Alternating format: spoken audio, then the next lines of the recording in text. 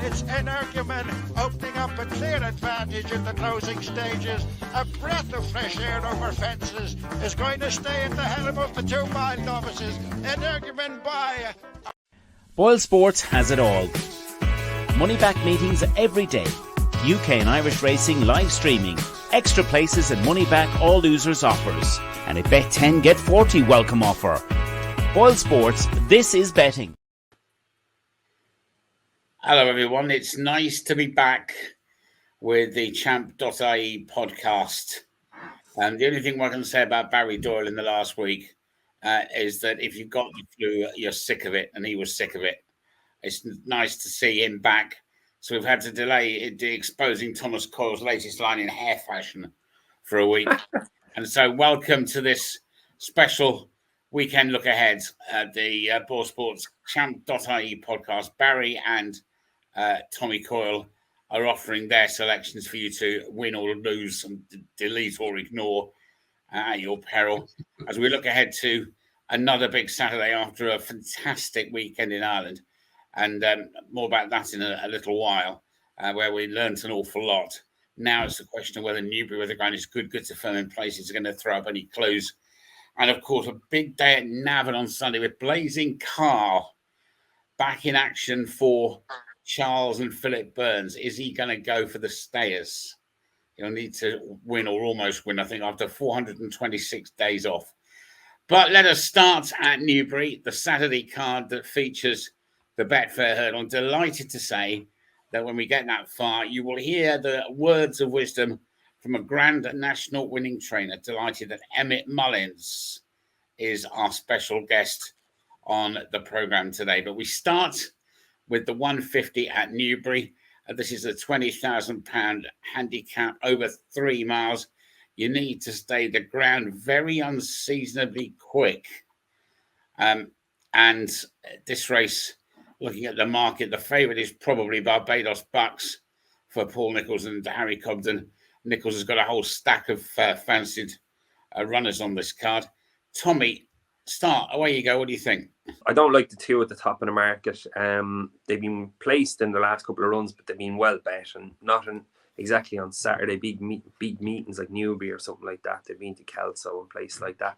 I thought Regarding Route was interesting coming back off a layoff, but with the young Eddie Edge taking 10 off it, you would imagine it's one for maybe the next day and see why. I came down on the bottom weight and the outsider of the field, Sir Robbie for Ian Williams. I know I have to forgive him a run around Plumpton 10 days ago, but his run before that behind Fergal O'Brien's Hurricane Harvey, where he had Philip Hobbs' horse, I'm not even going to try and pronounce it, the Maxwell owned, he was back and forth.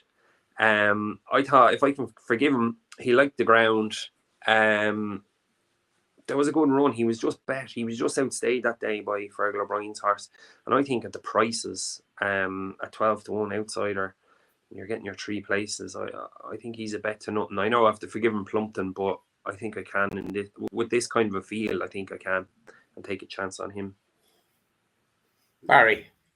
Yeah, with Tom, don't like Barbados Bucks. I didn't like the way he finished the race last time and finishing third. I think he's had a couple of opportunities now, so willing to look further down the field. Like Tom, plenty of big prices here in with chances, and the ones I suppose that are proven on the decent ground, on the good ground, some of them are big prices in here, so don't be afraid to have a go in this particular race. The one I like, and I've always liked JBY for Alan King, and I think he's taught similar. I think Alan King has always held this horse in a pretty high regard. And I remember it won at Warwick on its, I think it was a second start. It was a second start over hurdles. And it was actually his first start over hurdles and went in to the Leamington Grade 2. Went off 8 to 1 on that occasion. And I actually fancied it that day. Was beaten by Adjamal on that occasion. And that's going back 2 seasons ago. But it's a quite lightly raced individual. It's only had 9 starts and 2 wins to its name. And one of those wins did come off the back of that. Both of those wins actually came at Warwick. Was given an opening handicap mark of 136, and has been tried over fences, chasing, jumped terrible, and it reverts back to hurdles. It's had a couple of spins now over hurdles, and has been coming down the handicap mark. Cheap pieces on for the first time. I think it could be, if there's one here on a really dangerous mark, I think 128 off a low weight here, Alan King, Gavin Sheehan, JBY is a horse that I think could be on a dangerous mark, Mike. And it's a big old price. It's 9-1, but I think each way with the 9 places, JBY is the one that interested me. JBY will tell me why. Anyway, why, we'll find out. That's the first, and then we come to the first of the 2 big Grade 2 chases, and this is the Denman.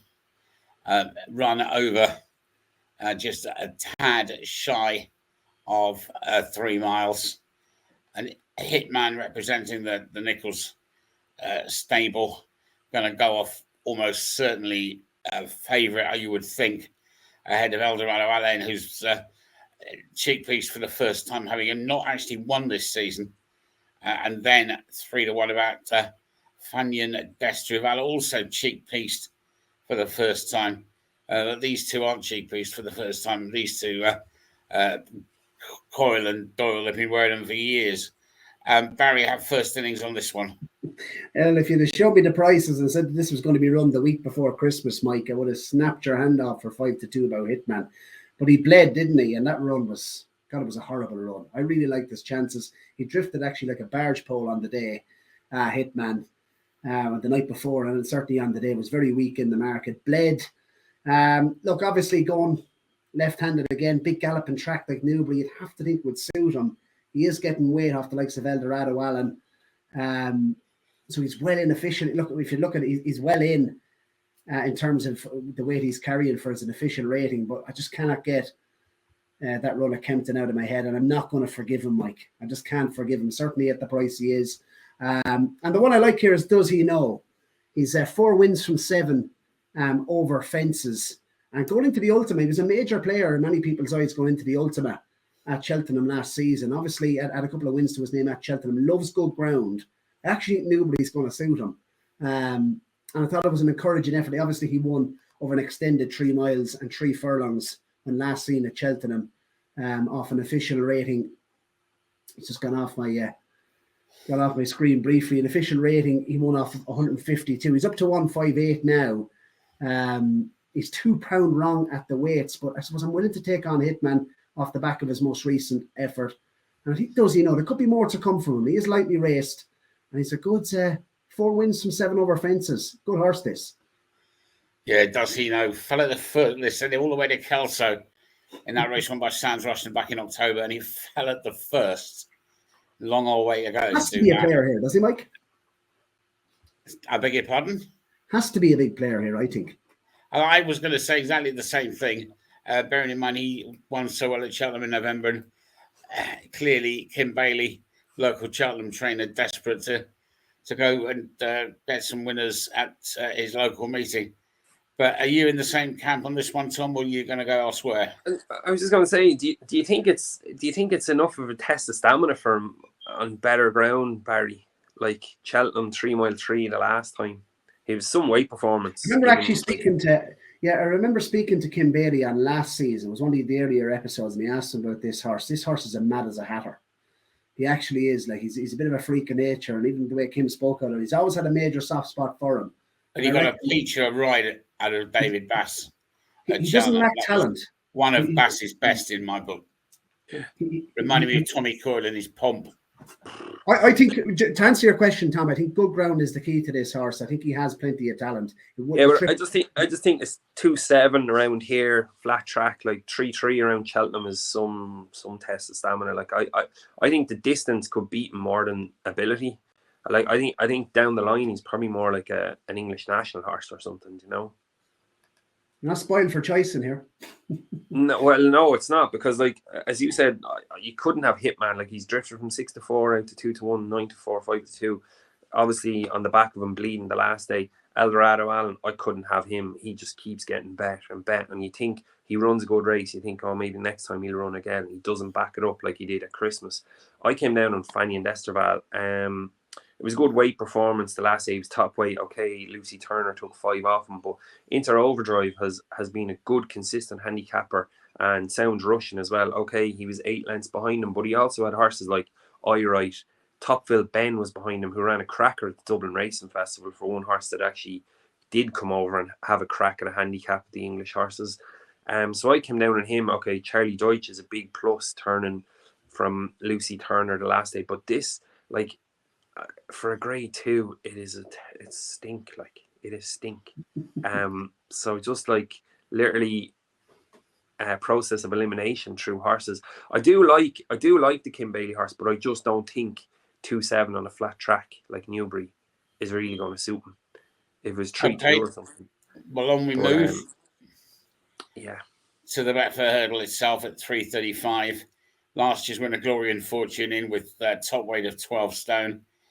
And of course, JP McManus got a very strong hand. Could be a very big day for JP with 3 runners in this. And also, of course, John Bond completing his Cheltenham build-up in the Kingmaker Warwick. FILEY BAY is the favourite for this for Emmet Mullins and Donna Myler. 2 from 2 this season, but don't rule out the others, because John Joe O'Neill has also got the ride on Ika Allen in the same silks for Willie Mullins.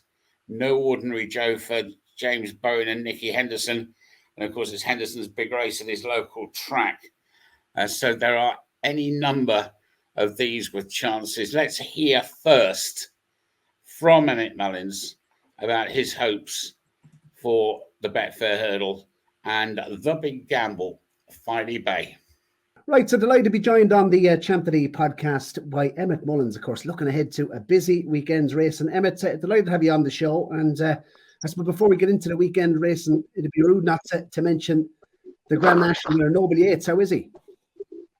All good with Noble Yates, yeah. So he's come out of his race well in the Cotswold Chase, and fingers crossed now we can get a clean run and a clean bill of health before the Gold Cup.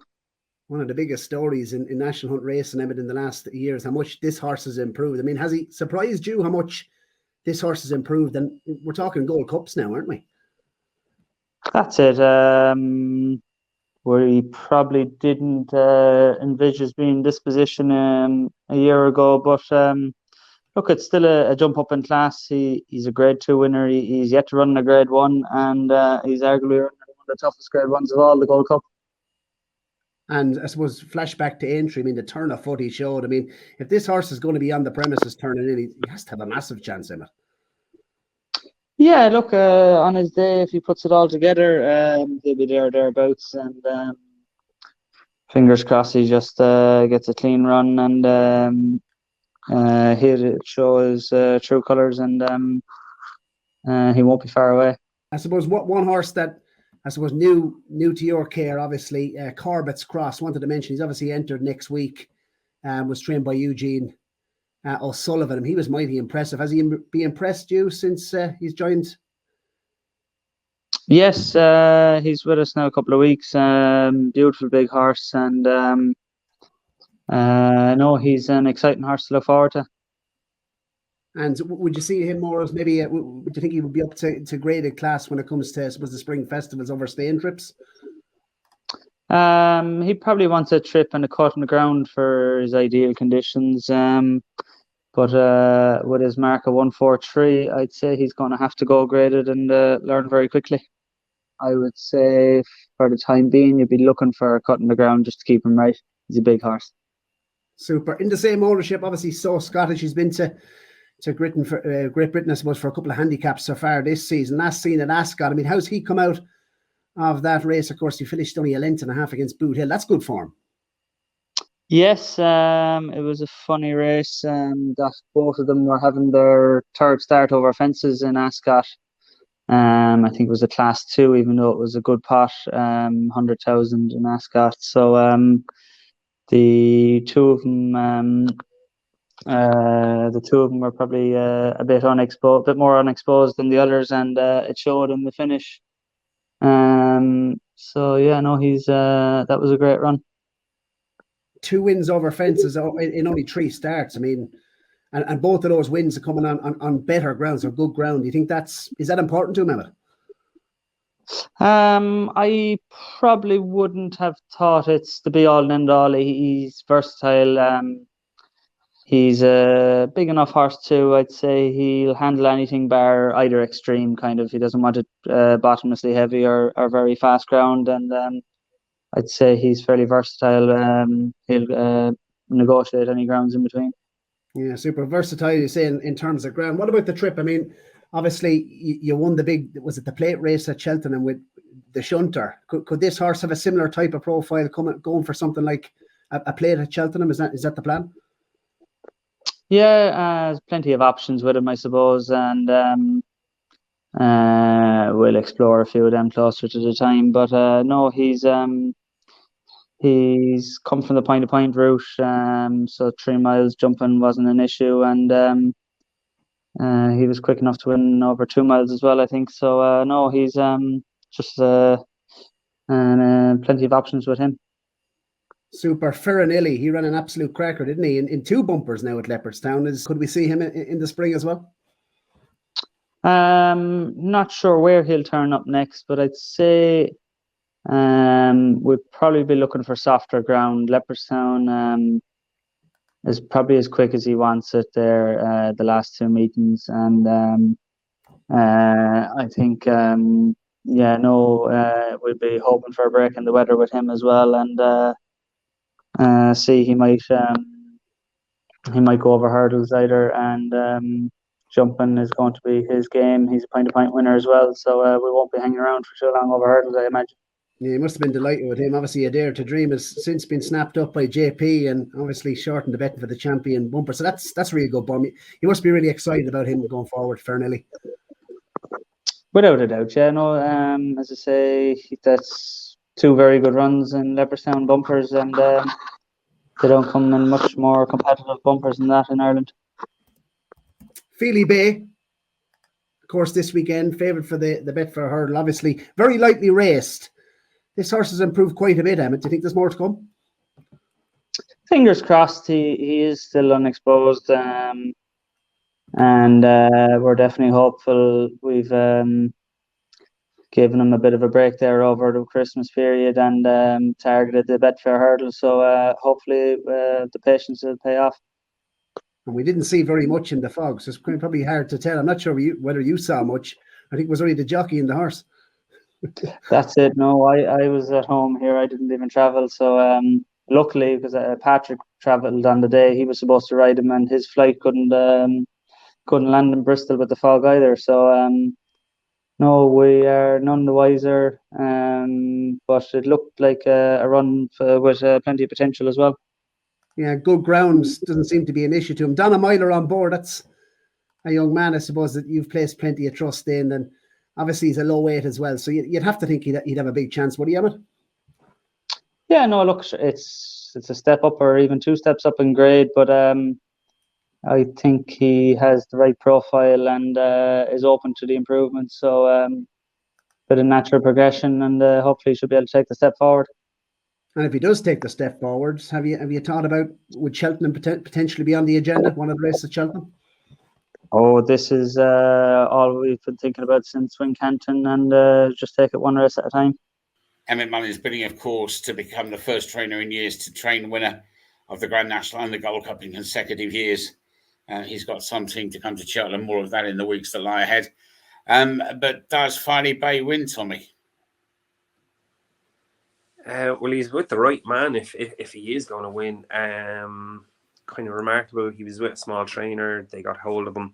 He's gone to England. He's dotted up in 2 handicaps. Probably obviously a plan. The last day, Tom. Huh? We don't really know if he dotted up the last day. We didn't see too much. No, but look, you can only imagine. Emmett's brilliant at this, like planning for a race. He's obviously run him in them 2 races in England to get his mark. Obviously get up to get into this race as well. He's a master at picking. He looks at different alternatives from staying here. He's very good at it. At the prices, he's not for me. He could go out and absolutely canter home again, and I hope he does.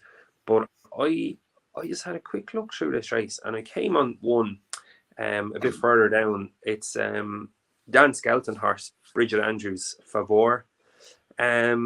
13 lengths behind Stateman in the county hurdle last year. He's £5 better off. He ran okay in Aintree after. I think he was 5th. He was off till just Christmas, and he was behind No Ordinary Joe. It was a nice run for a break of about 250 days. So he could be right as rain for something like this.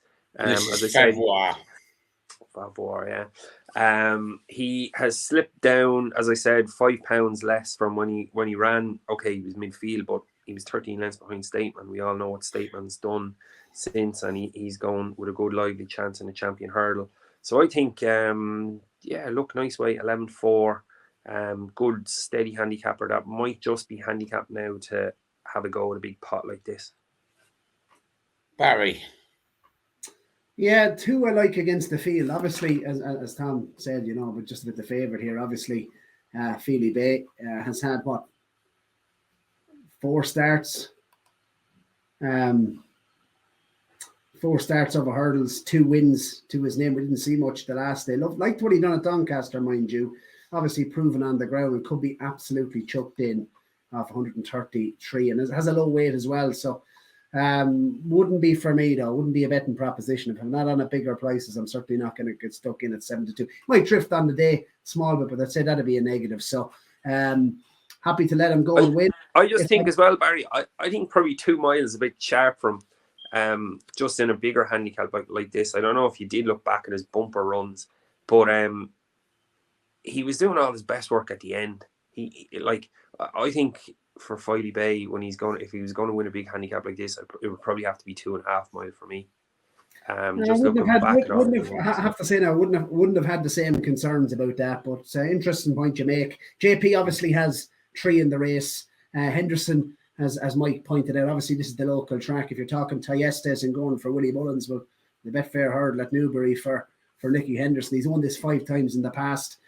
Only has the 1 runner in here. No Ordinary Joe. This is an interesting runner. Of the McManus runners, this is the one I've actually come down on because I loved what he done last year in the Greatwood Hurdle. He finished 3rd behind West Cork. The first couple, that form worked out quite well. Capron was back in 3rd. Adagio was 2nd. And No Ordinary Joe, that was off 133. He's just £6 higher now. We didn't see him for 374 days after he disappointed. He pulled up actually it was in the Betfair Hurdle last year, of course, but it was at Ascot, the Betfair Exchange, I should say. That was a grade 3, pulled up on that occasion. And, the trainer said the horse ran too free. It can be quite a keen going sort. I think you're going to get a strong pace in here. Newbury's probably going to suit him better. He's only had 6 starts over hurdles, and 3 of those were victories. Could be more to come from him off 139. I think he could be, 11 stone 5 of the McManus runners. He's the one certainly of interest. He's my each way play in the race. Lots of people are on this Master Chewy, and I can see why. Nigel Twiston Davis targets this with a decent horse, and he's won it 3 times in the past himself. Master Chewy, I like to move. It was he touched off in the race, same connections last season. Master Chewy, very lightly raced again, unexposed, hasn't won over hurdles, possibly a worry, but I liked his effort behind Ataka at Cheltenham, finished 2nd, and when last seen behind Hansard was only beaten 2 lengths. And I think that's a good horse for the Noel Feely syndicate. So that could be decent form. He's been dropped £2 to 124. They've been my 2 against the field, but I like No Ordinary Joe each way at 12 to 1, Mike. And just remember a couple of things. If you haven't subscribed yet, please do so. Continue to support the Champ.ie podcast. And secondly, of course, we're looking for your 5 casts in the comments below. And you've got 3 legs complete, or you should have now. Make sure you put them in. And we need Naps and Next Best as a prize for the winner as well. And you'll even have the pleasure of hearing what we think are our Naps and Next Bests after we've looked at a couple of races at Navan on Sunday, and the 2 very good races as well. Well, let us start with the William Hill Boyne Hurdle. It's a grade 2. It's off at 240. St. Sam, who won at Punchestown on New Year's Eve, the favourite at around about the 7-4 mark. But the fascinating one here is Blazing Carl. 428 days since he won the second of 2 races at Cheltenham. Looked to be a star in the making, had all sorts of problems. It has the master of Ballingarry, Charles Burns, with his son Philip on board, got the horse back. Tommy, that's really what this race is all about, isn't it? Yeah, it's basically is he going to be in contention for Cheltenham after a run like this? It's great to see him back. You have to be ready, won't you, Tom? You have to be ready. Look, it's just match practice, but like he's going to be 95%. Like there will be improvement, obviously, from that layoff, but it's not going to be masses amount. Okay, if he was going to Cheltenham, as you said, he's going to have to beat St. Sam or literally be on his tail across the line. If you go through them, look, it's St. Sam's to lose, really. He's got the benefit of the run. He's getting £5 off him as well. So look, it's St. Sam's to lose.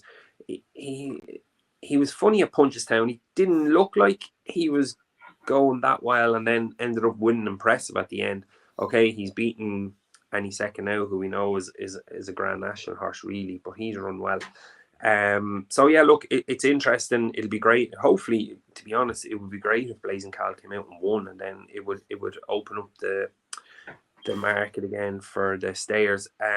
One that I just thought was interesting, as we all know, Ronan McNally is in the spotlight for wrong things at the minute, but the Real Deal is interesting. He's been campaigned on the flat for literally the last season.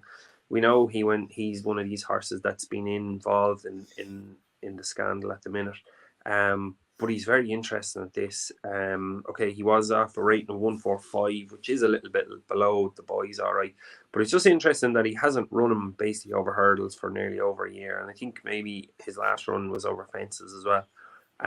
So interesting that he sticks him in here at the deep end. So he's one that could be interesting for an each way price, I think. Yeah, Tom. Okay, and then the other race at Navan. Yes, Barry? I'll just put mine into the mix. I think Blazing Cal will win. He'll have to win. I would see him as a lively potential contender for the stayers. And I think he's better than St. Sam, even I suppose, getting the weight. Well, I've been in Ireland part of this week, as many of you know, and can I just say, I promised I'd say hello to him on the podcast. If you ever get to Dublin and you meet a taxi driver called Marcus, then you really are in clover. It drove me to the airport the other night, and it was a fan of the podcast. I'll give him some medicine and said I hope he feels better soon. But in all seriousness, Marcus, it was a pleasure to meet you. Let's look at the big chase at Navan to complete the 5-cast. We've gone from the Boyne Hurdle to the 10-up chase. And interesting, both actually the Boyne Hurdle and the 10-up, they've got big fields in comparison to some other years. And we've got 10 in this 10-up chase, and most of them carrying 11 stone 3, which in theory makes it slightly easier than trying to work a handicap out. Glenn Gooley was a faller last time, and poor old Churchstone Warrior suffering from a horrible disease called seconditis. He's been runner-up the last 4 times, and you also got Marla Mission in there representing the honeysuckle colours. This is I'm not sure necessarily it's the highest class 10-up that we've ever had, but substitute that, Barry, it's one of the most competitive. Yeah, I think this is a favourite that will win, Mike. Marla Mission, I love the way he did. I love the way he jumped. I love the way he's progressed from run to run this season for John McConnell. 3 runs over fences. He hasn't been out of the money on any of those occasions. And well, of course, he finished second of 3, albeit at Cheltenham. Manor Mission was soft to heavy ground last time. I don't think the better ground is going to be an inconvenience to him. I love the way he's jumped. I'd see him as a pretty live contender for the National Hunt Chase at the Cheltenham Festival, should all go to plan here.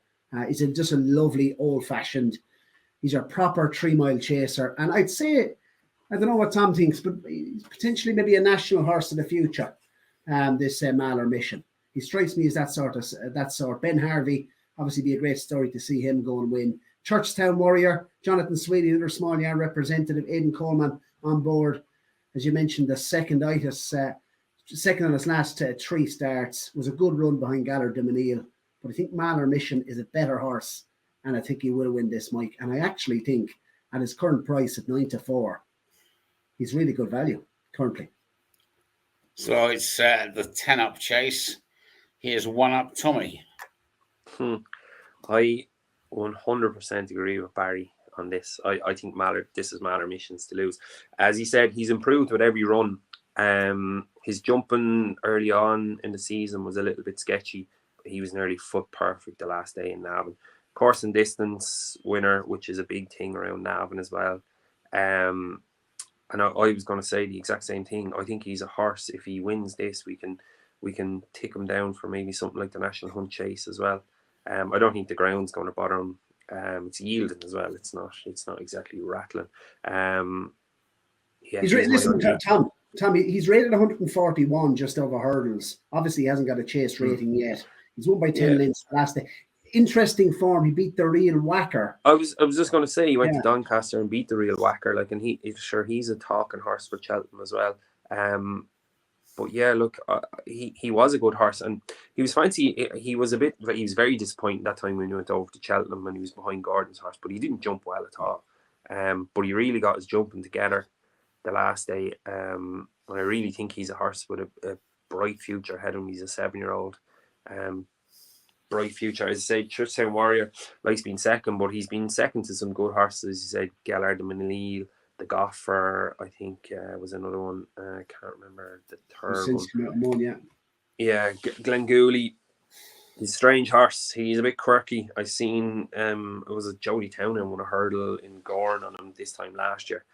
He was a bit all over the shop. He wouldn't. Well, if Malor Mission loses to any of this lot, he's no business going. Yeah, I was going to say, like, Must Be Obeyed has won a couple of very modern. Yeah, She Who Must Be Obeyed is she wants to leave her thumbprint on this. I just think she might go well, actually, because she jumped really well around Punchestown, which is quite a challenge. And the Navan fences are not as hard as Punchestown's, in my view. Yeah, and Tom Gibney's horses have just started to come back into form. Velvet Elvis won during the week as well. His horses were under a bit of a cloud, but definitely that's signs of with this one and Velvet Elvis during the week. But yeah, look, we'll keep it simple. Hopefully John McConnell has the right one on his hands here, and bigger and better things after this on Sunday for him. Well, there you have the 5 races, and that means you've all got now the chance to enter the 5 cast. That's what we want. We also want all your wonderful comments on the show about, why does Barry still not gone grey after all these years and various other things. But get your 5 casts in and you can be a winner. Put them in the comments below. And to help you on your way, the editor of, they're not here this week, it's Barry and Tommy, and I might even throw mine into the mix. We'll give you 3 horses. One we will call the Nap, one we will call the Next Best, and one we will call Each Way Long Shot. So let's start with the Nap of the day, and we will start with Tommy Coyle. Malor Mission is my Nap weekend. And Barry? Malor Mission, Nap of the weekend, Mike. So I'm not going to go with you. You'll be pleased to hear. You agree. I've got a little share in one that runs at Warwick, at Uttoxeter this weekend. So when its last 2 goes well, a horse called Barrier Peaks in the 4:30 at Uttoxeter is the Vince Nap of the day. We could straight from the horse's mouth. Couldn't be any better. Then I didn't catch that, which is probably just as well. You said straight from the horse's mouth, Mike. It couldn't have been any better, that Nap. On you go. Tommy, next best. My next best is a bit off the beaten track. 310 in Navan. It's a horse called Cave Court. I put him up at Christmas and he was just bet. Disgustingly, because I think we backed him at 16-1. He went into like 5-2 or something crazy. He went into favour. I think Greenest just got him bet that day. He went up a few pounds. The horse that beat him has just chinned on the line since. So it's Cave Court, 310 Navan on Sunday. Barry? I'm going to go with a horse tomorrow that caught the eye for me last time. It's been off the track for quite a while. It's in the 2:15 at NAAS. JP has, he's a couple in here, and he's second and third in the market. But I'm going to go with Spillane Tower, Luke Dempsey on board for James Mangan. Really caught the eye when staying on into second on a second start. It obviously stepped forward from his first run. This is a 5-year-old son of Walk in the Park. Was only beaten ahead by Imagine at Wexford on heavy ground. So it was really testing conditions, but went straight into the tracker. Spillane's Tower, we haven't seen that one since it's priced up at 3-1 tomorrow at NAAS. I think it's a nice horse. And I'm going to go very wide. I'm going to go against the pair of you. I'm going to mention a horse that's not been mentioned all evening for my next best. I actually think a horse called Monvielle for Philip Hobbs and Tom O'Brien might go well in the big race in Newbury. The Hobbs horses have turned dramatically for the better. Monvielle has had his one start this season, and that was at Ascot. But it was 3 months ago. If he's been kept fit and straight for this, I think he's got a really good chance at about 11 or 12-1. And the each way department, got to keep them happy. Barry. Each way department actually comes, Mike, in the 440. So it's actually the bumper at Navan. And imagine it's going to be a double figure price, but it's has that man Aidan Kelly on board, claiming £7 off Eddie O'Grady's horse called Annie Road. There's a couple of, obviously the big yards are represented in here. You have a couple, Willie has 2 in here. Gordon has 1, Firefox in here as well, which I'm sure will take plenty of support. Ballystone, of course, finished third behind. It's for me, it's a hot looking bumper at Navan on Sunday. I didn't think Annie Road, shape of good promise, finished second when last seen, and it was at Fairyhouse and went straight into the tracker. Finished was only beaten half a length by Stellar Story, went off 14-1. And with that man, of course, Aidan Kelly on board, claiming £7 off. Annie Road in the bumper at Navan, could be each way. Sorry from you, Tommy. Favor for Skelton and Bridget Andrews in the Betfair Hurdle. And I'm going to go left field. You're one of these who should just put your coats on and carry me off to a place of safety with some of these tips. But I'll put one that I thought might be interesting. In that huge field at Navan at 3:10, a horse called Gold Haven, who is having his first run for Paul Flynn, and was second last time out. And interesting, on go the blinkers for the first time, or the headgear for the first time. And Danny Mullins is booked to ride. I see that as a positive. Probably until about 3:15 on Saturday, when it isn't. So that is it. That is this week's Ball Sports Champ.ie podcast. Next week, even more action, of course, Goring Park Red Mills. What's the 5 cast? Get it down below. We've also got the Ascot Big Group 1. We've also got the Grand National Trial next week. Do not forget the 5 cast.